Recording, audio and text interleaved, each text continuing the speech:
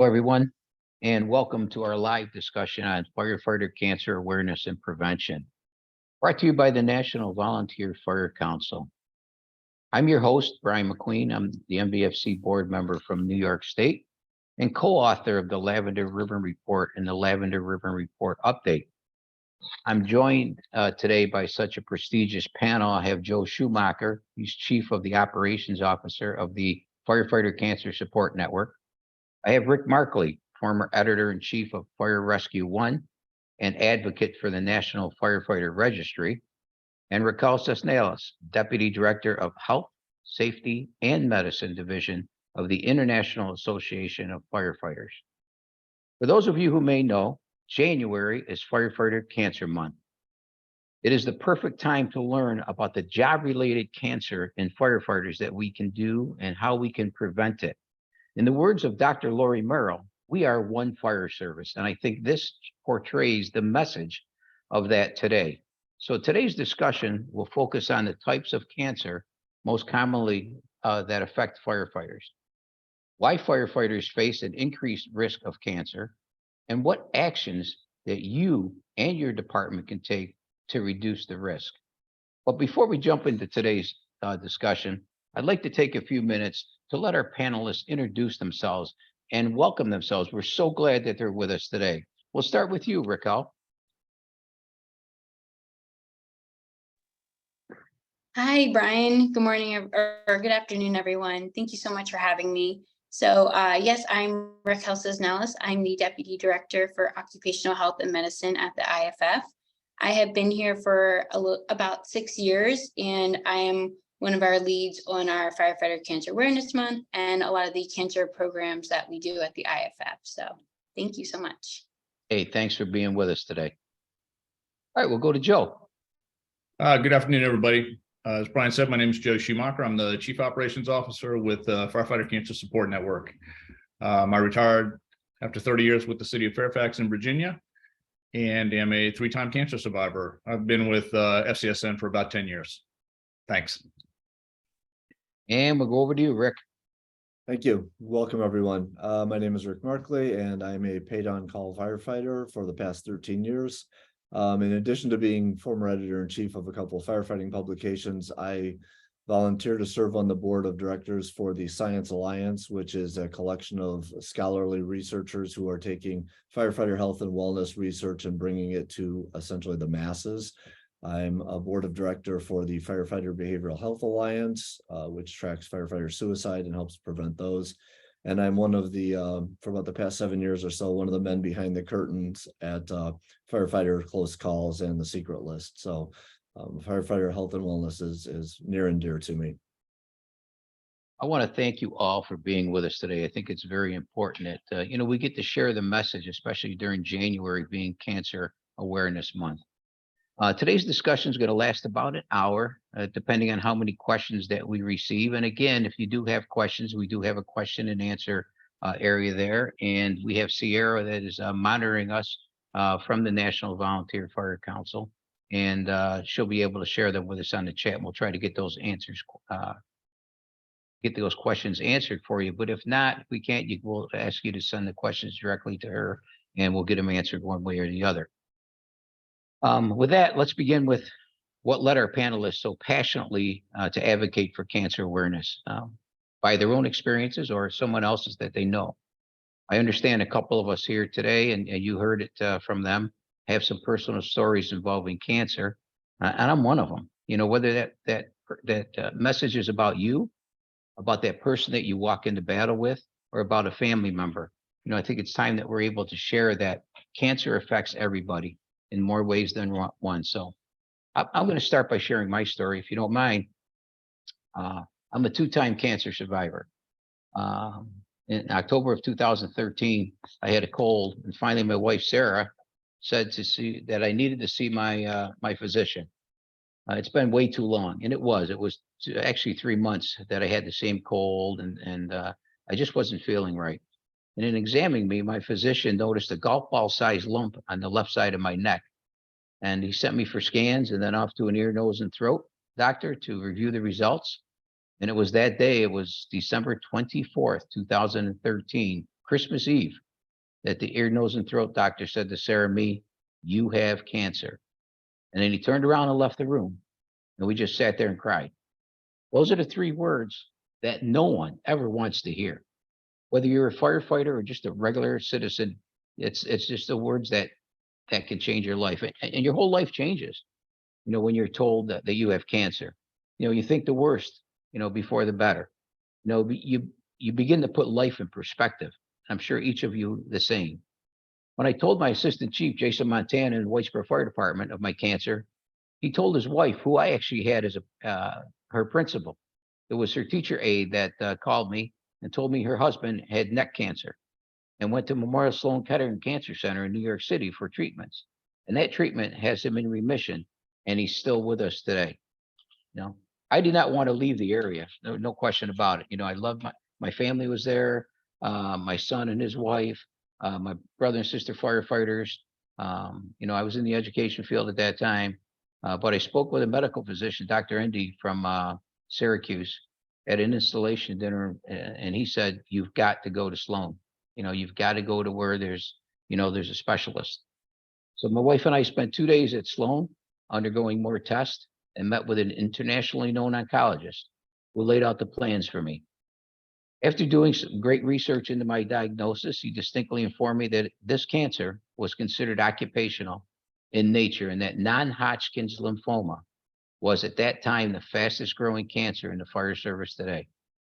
So my wife and I had to live in New York City at a hotel for 7 weeks, undergoing some very extensive radiation treatments that left painful sores called thrush sores in my mouth that altered treatments throughout the 7 weeks. I lost 25 pounds, which I needed to do, of course, lived on soup and Pedialyte, and came home on Fridays and back on Sunday via train transportation. But those weekends were needed for me to see my family, my brother and sister firefighters at the Whitesboro Fire Department. So now I go back every 2 years. In fact, I go back at the end of August this year for 2 days of testing. And of course, the month of August, when you have to go back for testing, is very troublesome for you. And it is a play on my mind on whether cancer has remained out of my body or whether it's going to come back. And I'll be honest with you all here today, I became closer to God through this experience and went to 12 noon mass at St. Patrick's every day before my treatments.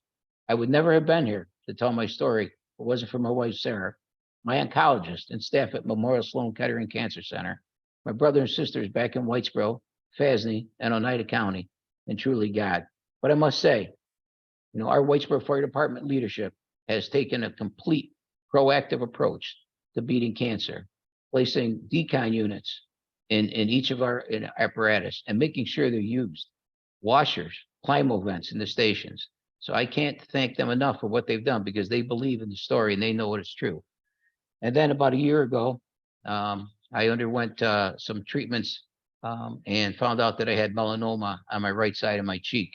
It left a golf ball sized hole in the side of my cheek, which you probably can't tell now, but I can't thank again Mike Valenti, who's a Syracuse career firefighter, steering me to Empire Dermatology and having that all taken care of. It's just the people it's a network and you'll see a lot of them right on here today.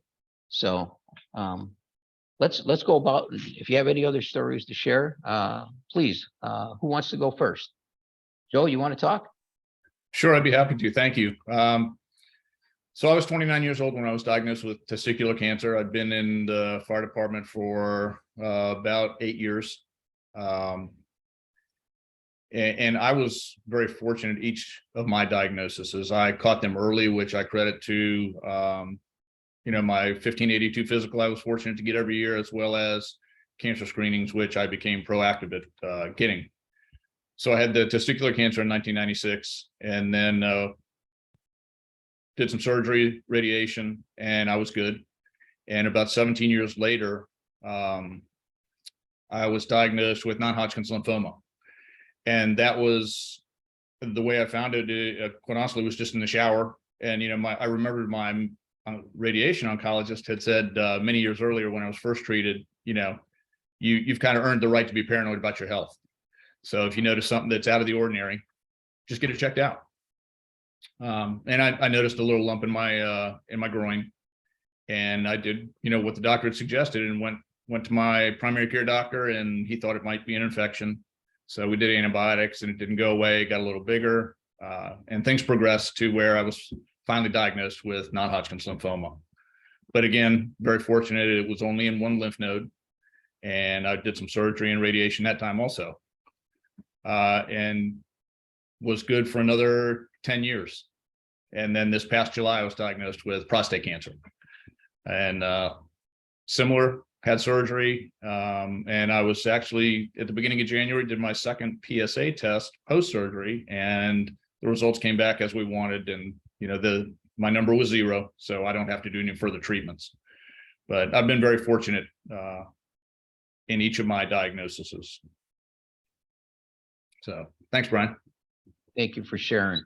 Rick, Sure. Raquel, anybody else? You know, I can go, and I'll probably be the outlier because I've not had a cancer diagnosis, and I'm grateful for that. But when I look back on my, you know, a 13-year so far career or time spent on the paid on call fire department, you know, we don't run a lot of calls, but when I reflect back on some of my behaviors, especially early on, I know that my not having a cancer diagnosis right now is probably more luck than skill. And I probably speak for a lot of people out there right now who, like me, maybe dropped their air packs to do overhaul because it was hot and heavy, or maybe never packed up because, you know, that car fire was outside, and what's the worst thing that can happen? Maybe waited a few days to wash the turnout gear. You know, the things like I look back on early in my career I did that I wouldn't dream of doing now. And I realize that, you know, it's by luck and not by skill that I haven't been experiencing what you guys have. So you know, I guess that's a cautionary note, not just to myself, but everybody else who's so far avoided that diagnosis, to not take it as though you're somehow above it.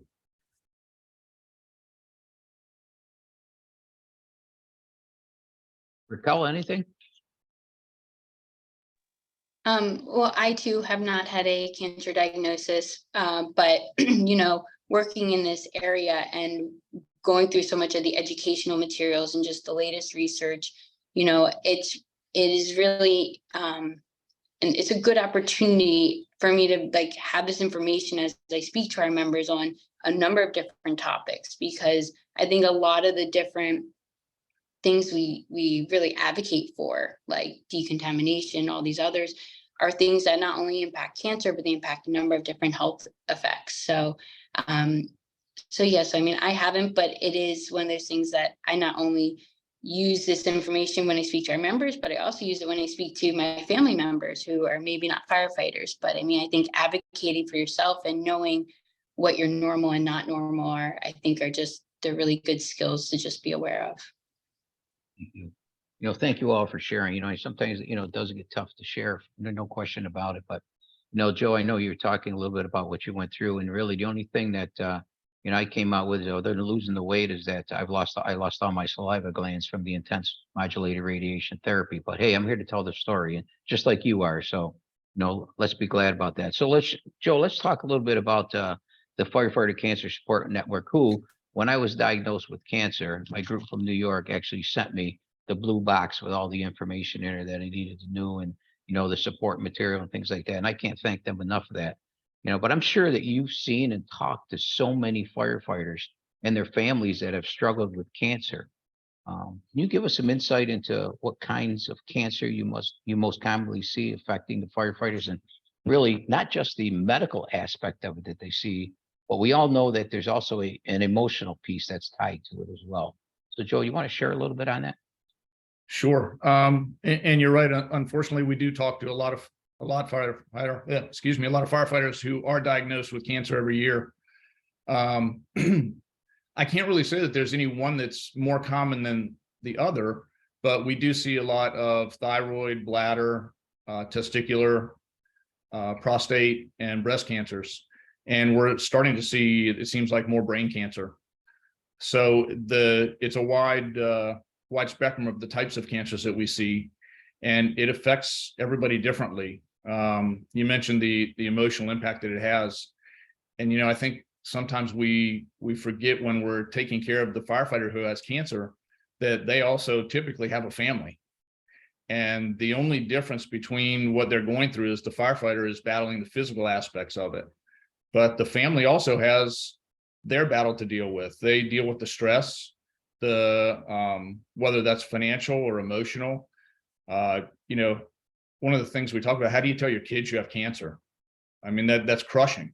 And the fears that you have as a cancer patient, whether you'll be able to see your kids grow up, or, you know, maybe walk your daughter down the aisle one day or something like that.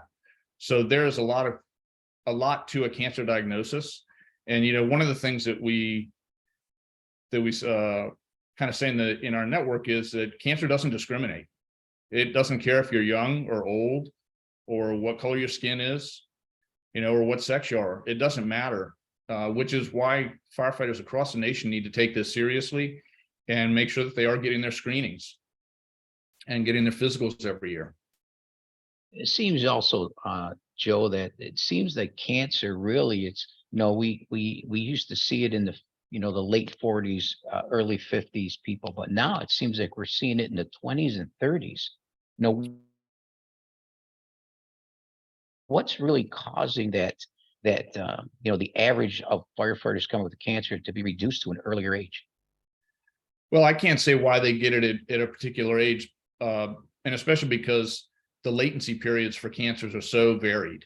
You could have an exposure today and not be diagnosed with cancer for 20 or 30 years later. Conversely, you could be exposed today and in 3 years get cancer. It's almost like you're rolling the dice, if you will, you know. And again, that's why the screenings are so important for us. But as we keep moving along, you know, this journey, I guess people just need to be vigilant about their health. You know, the three of you really brought up the importance. If there's something wrong, get it checked. You know, go see a doctor. You know, it might be something as simple as a cold, you know, but go get it checked. I can't say that that's just so important. Raquel, as we know, cancer affects all firefighters, regardless of whether they are career or volunteer. We walk into the same fires every single day. Can you talk a little bit about what you are seeing among your membership in terms of firefighter cancer trends, and what initiatives the IAFF has taken to combat this epidemic?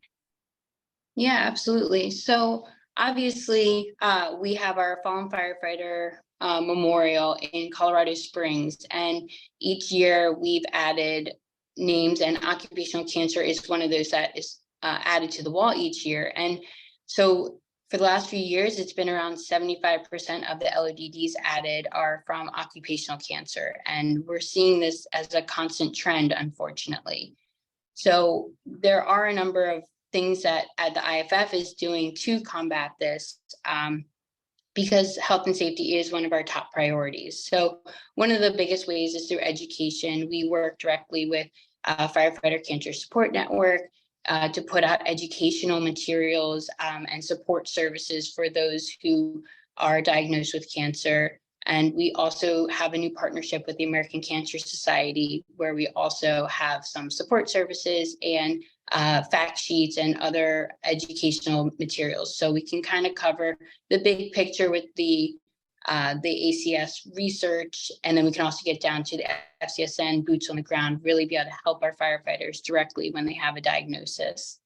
Another thing is we're really pushing for contamination control. So really building up those decon efforts when you're on the scene, wearing your SCBA from fire suppression all the way through overhaul, and then cleaning your gear, trying to not bring it into the cab, putting it in an outside compartment. When you get back to the station, showering, you know, a lot of these different processes and techniques to really reduce bringing these contaminants back and into the station and continuing your exposures. And then obviously we're really building out our research that we're working on. So looking at specific chemicals and also just the best ways to eliminate and reduce exposure. So we have a lot of different areas that we're building on, but Firefighter Cancer Support Network is also probably one of our biggest processes or initiatives that we're doing, because that is really bringing everything that we're working on all year, especially with FCSN, to put it all out in 1 month and really make it a focus. Like, you're obviously, cancer is something that should be, thought of and continuing to educate yourself throughout the year. But to make it our sole focus in this month, I think really brings it to the forefront and makes people actually tackle it head on. Yeah. Another question for you is, how important is it to make sure that we embed a, a fire occupational cancer educational program for our new recruits, whether career or volunteer? You start them right when they first step into the doors of that training facility. I think it's extremely important. I think it's not only important to educate them on what they're going to be exposed to and how they can reduce their exposure, but even showing them how to reduce them. What are the proper decon techniques? Showing them some of these gold standard departments and what they're doing. I think any way to embed it early on, so that when they do go to the fire station and they're the new guys there, the new women there, they're not, they already have that knowledge. They already know, and maybe they'll say, you know what, you can keep your dirty gear, but I'm gonna clean mine.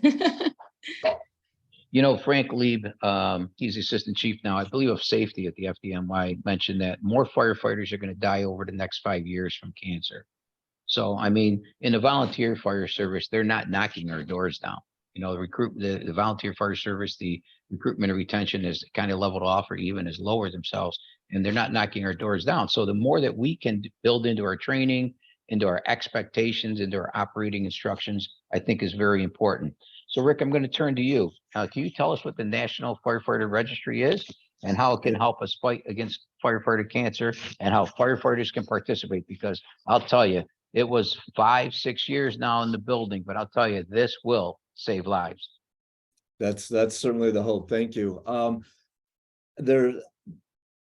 There's some links. The link below here that leads you to the NIOSH website has some really good downloadable flyers and a couple of very good explainer videos that I would urge, especially the leaders who are watching here, to download and then share with their members, during a training night or just as part of their overall communication with them. But as Brian was saying, this has been a long time. The registry has been a long time in the making. It's congressionally mandated and congressionally funded. And the important thing with that is that Congress is taking our tax dollars and reinvesting it back into the fire service for something that's really good. So this is an opportunity that we may not see again, and we really don't want to blow it. The goal of the program is to do a longitudinal study with a massive amount of firefighters. And what I mean by that is that we've set the bar at about 200,000 firefighters that we would like to see signed up. I think that's a low bar and an easy bar to hit. I think that the non-career sector alone could hit that. And I think 500,000 is probably within range, because what we're looking at is anybody from a recruit to a retiree. If you've been out of the fire service for 10 years, as long as you were in it at some point, we still want you to sign up. And again, this could last 20, maybe 30 years, as long as this study is going to go. And the reason that's significant, and as Raquel will know, is that when you look at studies, the peer criticism or any of the criticism about a study is that the sample size was too small or it didn't cover enough people, right? And these longitudinal studies take a long time to get the data, but they also will have a massive, massive size in sample and data. So the 30,000 foot view on this is that by going onto the website and plugging in your data, and I guess I'll parenthetically explain how that process works real quick, because I just did it Friday and it took me about 15 minutes to sign up for it, and it was fairly painless. It's much like if you've ever, if in the past 10 years or so, you've had to fill out a job application online where you have to manually plug in all of your career points and your education points. This is kind of like that in terms of the amount of work you have to do. Again, I got through it in about 15 minutes, but everybody will plug in, anybody will plug in their fire service data, some lifestyle behavior questions are asked, and some health questions are asked. And then that database of firefighters will then be used to link to all 50 states, and I believe the outlying territories as well, have regulations that if you're ever diagnosed with cancer, your name goes into into a cancer registry for that state. So for example, if I retire in a few years and I have 20 years on the fire service and I move out of the Midwest and I go to warmer climates, I'm diagnosed with cancer. They ask me what my occupation is. It goes down as an editor and writer. You know, the fact that I was a volunteer firefighter for 20 years may not register, but because I signed up for the National Firefighter Registry, that will then automatically link on the back end to the cancer registry that my name will have to go into. So that direct connection between firefighting and cancer will already be made without me having to do anything or without the doctor having to do anything. So that's why that research gets to be so valuable.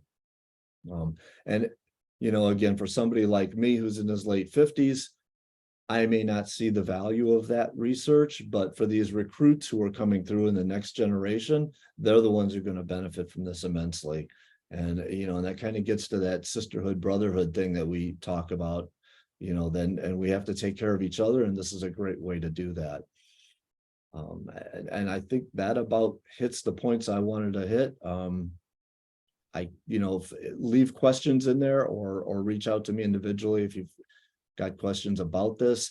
The soft launch took place last week and it went pretty well. We're targeting a few weeks from now from doing a very hard marketing push and a launch where we'll be reaching out to all of the firefighters across the country. So, you know, the launch time is coming soon. So be ready. And I guess my ask again is like what I started out with for those who are in leadership positions, please use this to encourage your members, you know, at your training nights or at your regular communications, you know, show the videos, have everybody bring their laptops or tablets or their phones and just do one night of National Firefighter Registry sign up. And you'll knock it out once. You won't have to go back in and do anything like exposure tracking.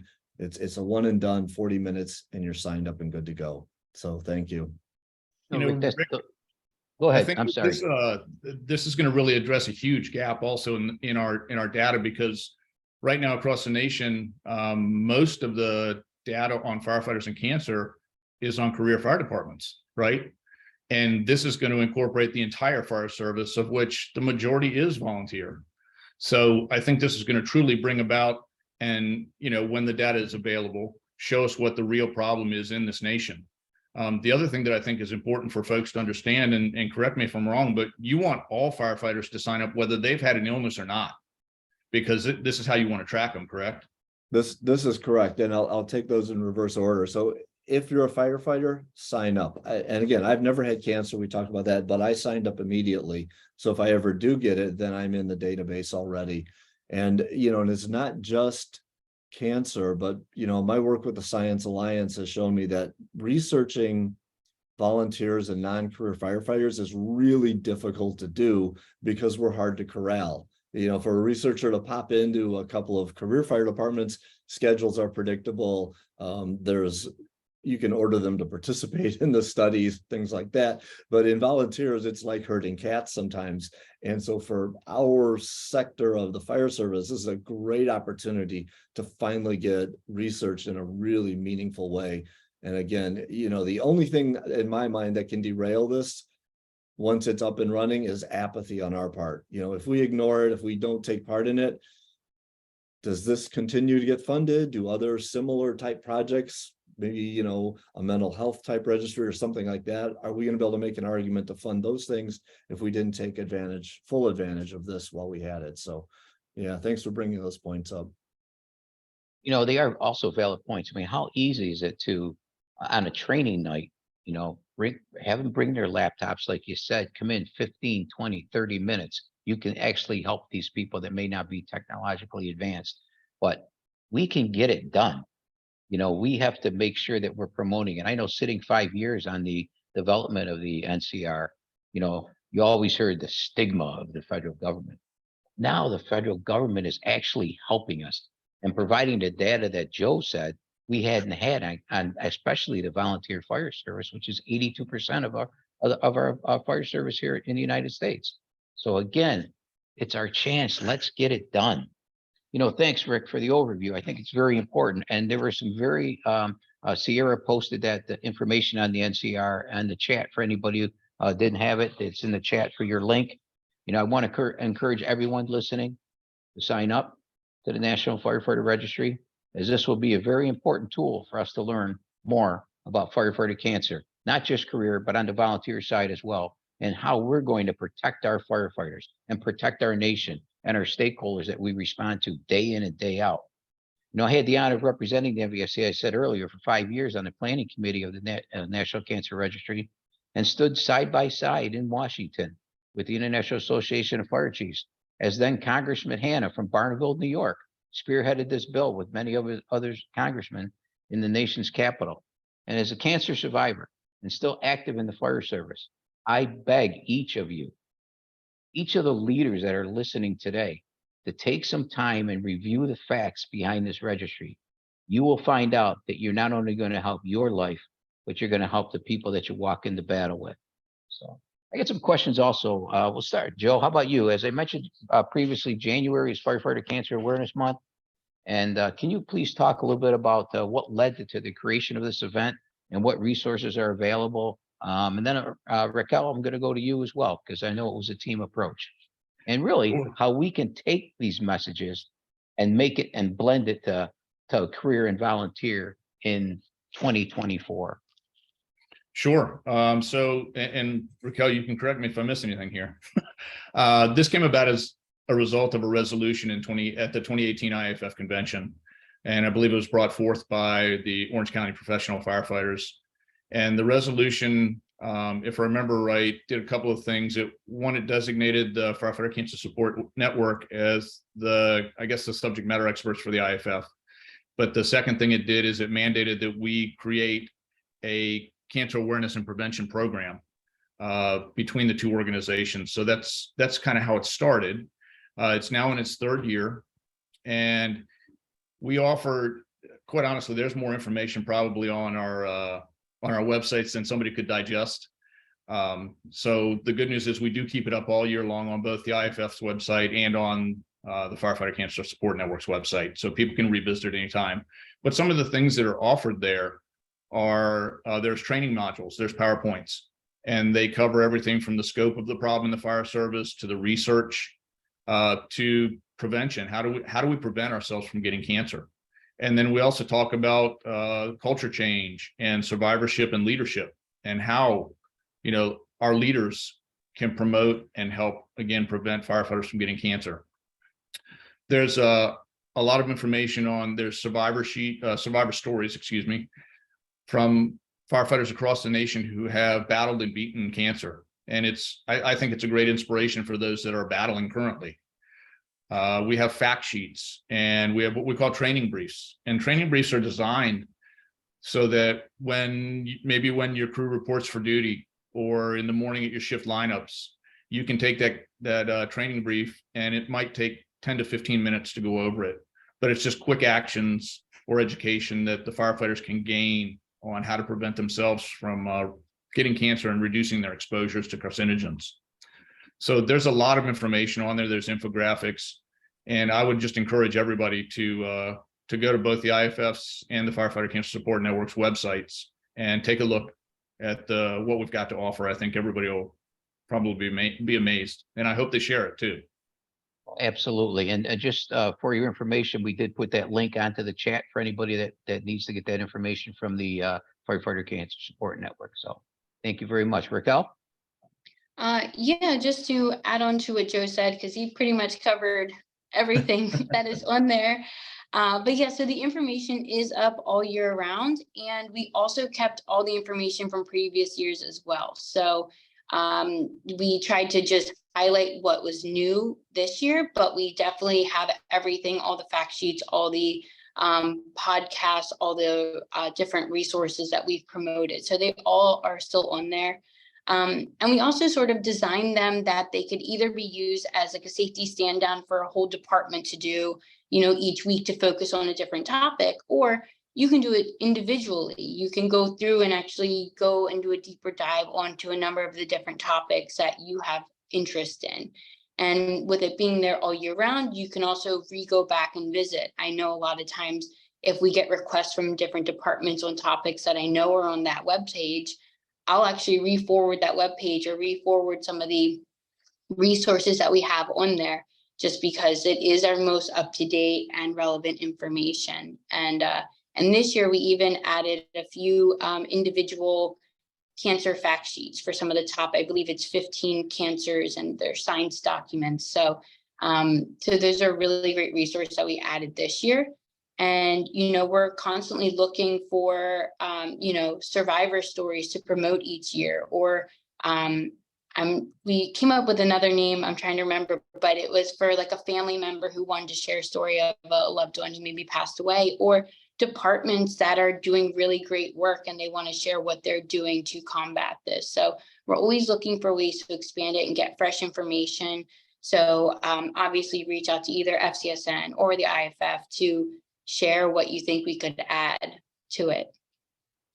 That's great. And what's really exciting is across the central New York area, we have some cancer foundations in the area. And I see a lot of this information being shared across their Facebook and their websites. And, it's just nice to see how far we've come since, really 2015 when, Ron Sarnacki got the National Fallen Firefighters Committee for the National Cancer Alliance together and said, with those 62 people sitting around the table saying, we've got to do something. This is an epidemic out there.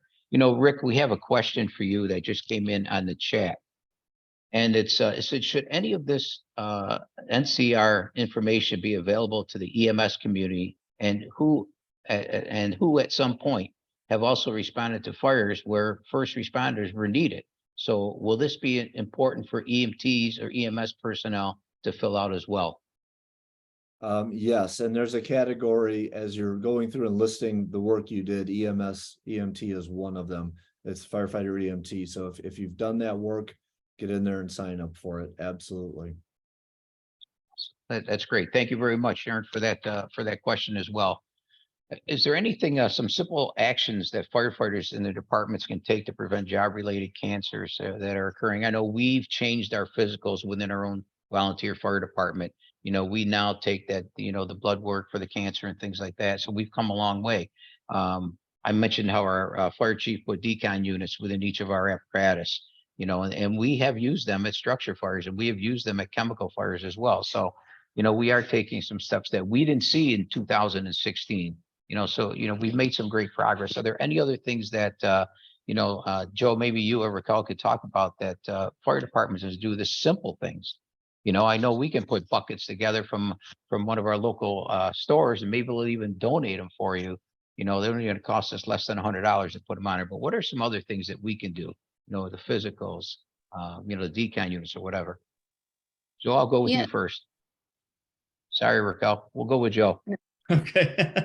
So there's actually a lot of things that people can do to reduce their exposures. And a lot of them are called modifiable risk factors, right? So we know that when you're on duty, you may not be able to eat well, you may not be able to sleep well. But when you're off duty, if folks can work on eating a healthy diet and getting enough rest, reducing their alcohol intake, and items like that, that's going to go a long way towards reducing their chances of getting cancer. And then when they are on duty, doing some of the things that you just talked about, Brian, like making sure that they are doing the personal exposure reduction or decontamination when they come out of a structure fire, getting those carcinogens off of them, using the baby wipes. It doesn't matter what kind of wipe it is, just use wipes to wipe your face and your neck, your arms, to get as much of the contamination off of you as possible. Taking a shower when they get back to the station. Mm-hmm. That's huge. Putting a new uniform on, cleaning their gear, and the list can go on and on. I'll let Raquel jump in here because she probably has more that people can do.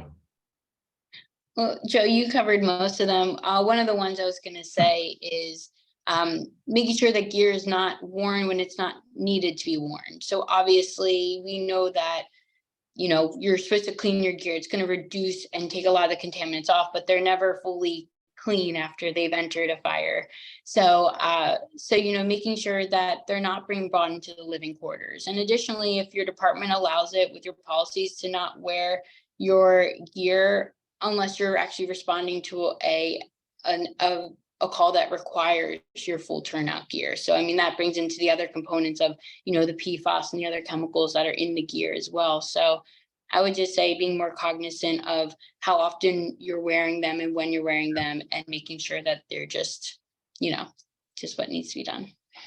The last thing that I would add too is every department should have a no tobacco policy. That it amazes me still how often we'll go to a conference and I'll see firefighters there smoking cigarettes or cigars or whatever the case is. And it's our leadership that really needs to step up and, number one, develop and adopt these policies, but then make sure that people are held accountable, because that's a huge way that we can reduce what we're putting, the bad things that we're putting into our bodies. I agree with you. And, not only that, but just how about the smokeless tobacco too, and the throat cancer and the mouth cancer as well. When those studies start to come out, I think that's really going to be pretty alarming. A couple of years ago, Florida put together a plan where they put decon buckets in every one of their stations. And I'm glad to announce that through Governor Hochul and the Office of Fire Prevention and Control and Department of Homeland Security in New York, they're going around right now and making sure that every single fire department in New York State has decon units within their station. So, we wouldn't have seen that back in 2015, 2016. But again, states are starting to take that initiative now to saying, hey, we need to protect our firefighters. And this is just one way to do that. So, in 2016, 1 year, the National Firefighter Cancer Alliance, the meeting we had in the Washington area, I sat next to Chief Jimmy Seavey Sr., Chief of the Captain John Park Fire Department, and also he was captain in Washington. And we coordinated a dedicated group of firefighters. So we looked at each other, Jimmy having non-Hodgkin's lymphoma, who lost his battle a couple of years ago, and me having the same thing, and looked at each other and said, oh my God, this is going to be an epidemic, just like they said. So what are we going to do? So he put together a focus group between the Volunteer Combination Officer Section and the National Volunteer Fire Council, and developed what they called the 11 best practices to encourage fire departments to enact their operating guidelines in protecting themselves from cancer.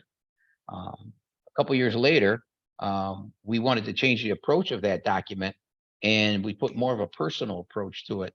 In fact, we even had a 21-year-old firefighter from New Hartford who was in awe over the cancer issue, did a very detailed report for his college at Utica University, and we have that published as well. So, there's so many free opportunities out there in each of your websites that you can download, and you can't say that there's really nothing out there.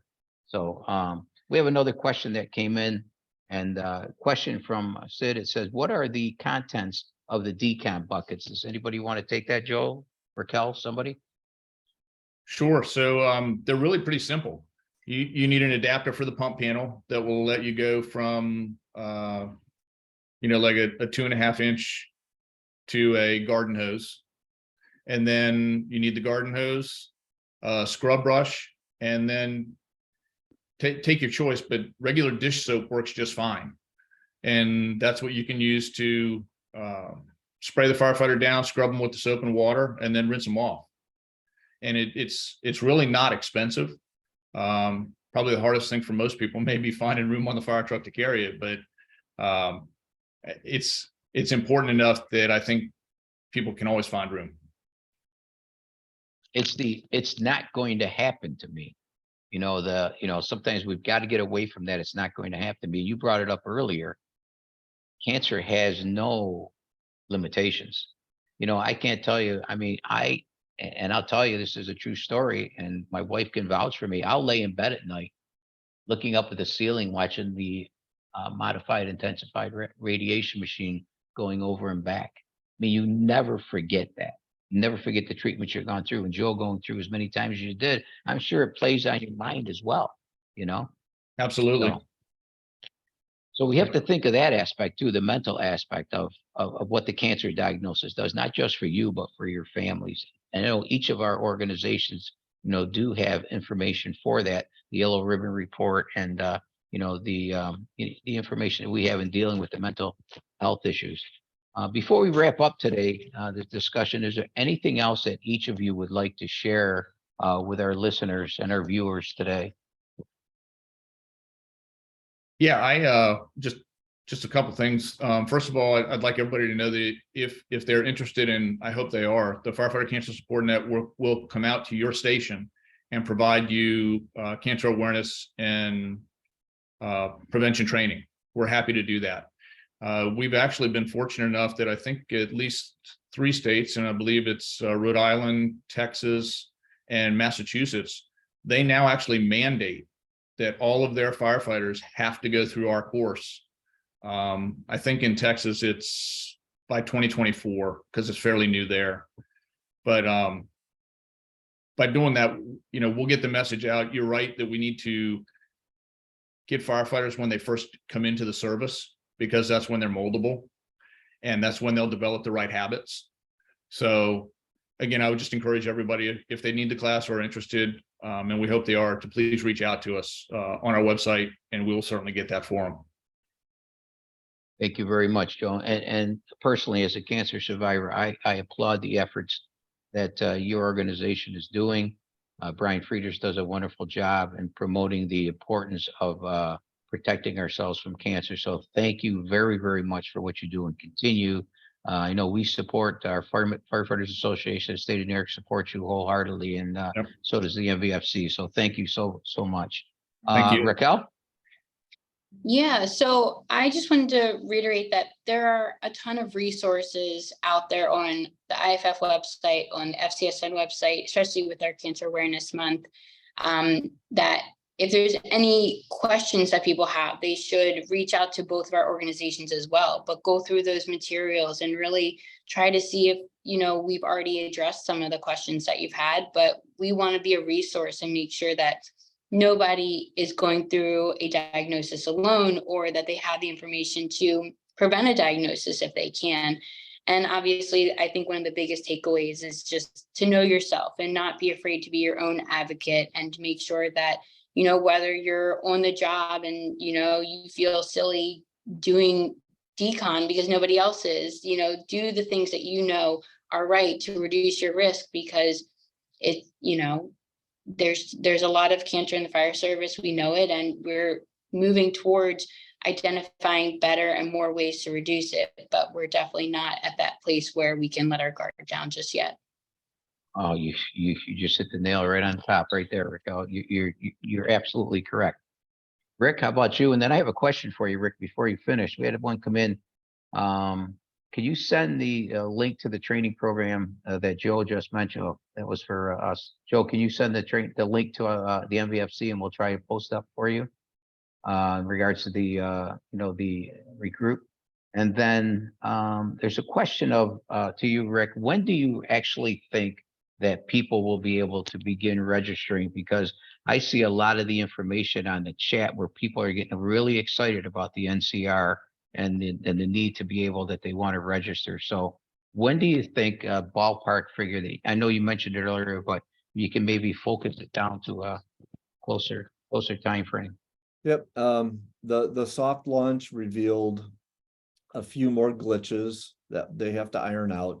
And NIOSH is very interested in making sure that it is a seamless and easy process, so that when people go to register, it happens as it's supposed to. So they want to get these bugs worked out prior to hard rolling it out, because the worst thing that can happen is we roll it out and it doesn't work that well, and then people never go back to try to do it once it's fixed. So we're talking weeks, not months. I had heard sometime in mid to late February was a target, but there's a lot of hesitation to put any hard dates on it, because it has been a fairly drawn out process to get us to this point. And again, a lot of that process being drawn out was to make sure that the back end security of the site itself was as robust as it had to be, because everyone's putting in their personal and their medical information, and that has to be as robust as possible. And until it met that threshold from an IT standpoint, they couldn't move to that next step.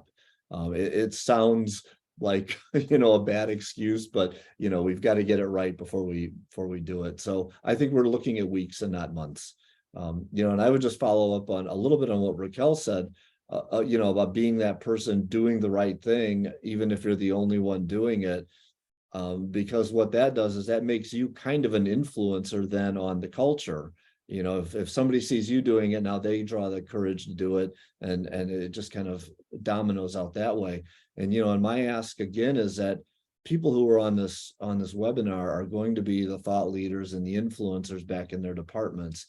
And I want them to be sort of the anti-cancer evangelist, if you will, right? Because the firefighter registry is voluntary, but we need influencers to advocate for it, to get everybody within their fire department, or if you're an instructor in your training academies, people that you have influence over, encourage them, the people who look up to you, to buy into this and to get on board with it. So the goal here is to influence the influencers and go forth and spread that word out.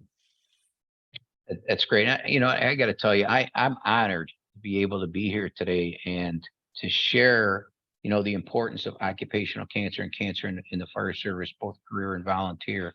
And I think we had a great discussion on firefighter cancer and, how you can reduce the risk. I think we've talked about, the decon units. We've talked about Plimo vents or, diesel exhaust systems in the station. We've talked about wipes. We've talked about gear dryers, gear washers. So, there's a lot of things out there, and some of this information, some of that is part of the AFG grant system as well. So, I would encourage you to do a little research on that. We hope you can take some knowledge and resources from today back to your department to help spread awareness of the job-related cancers and how to prevent it.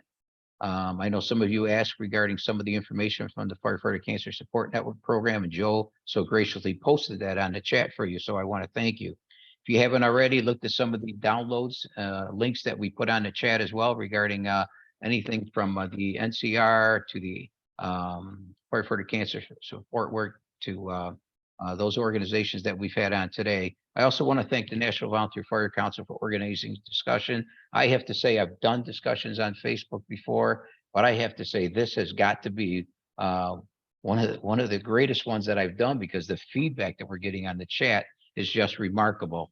And the NVFC is the leading nonprofit membership association representing the interests of the volunteer fire, EMS, and rescue services. We provide resources, training, advocacy, and programs to help the volunteer emergency services thrive. You can learn more about the NVFC and what they do, as well as access resources through www.nvfc.org.